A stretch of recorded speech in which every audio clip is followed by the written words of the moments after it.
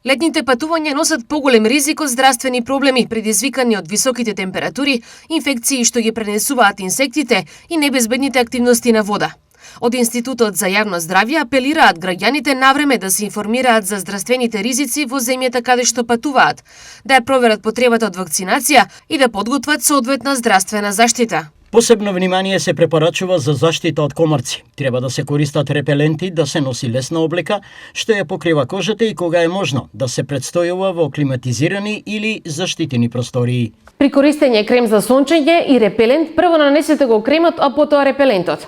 По капење или интензивно потење, заштитата треба повторно да се нанесе според упатството. Од Институтот за јавно здравје потсетуваат дека и при капење треба да се користат само уредени и контролирани капалишта, да се избегнуваат загадени води, децата постојано да бидат под надзор и при пловење задолжително да се користи спасувачки елек.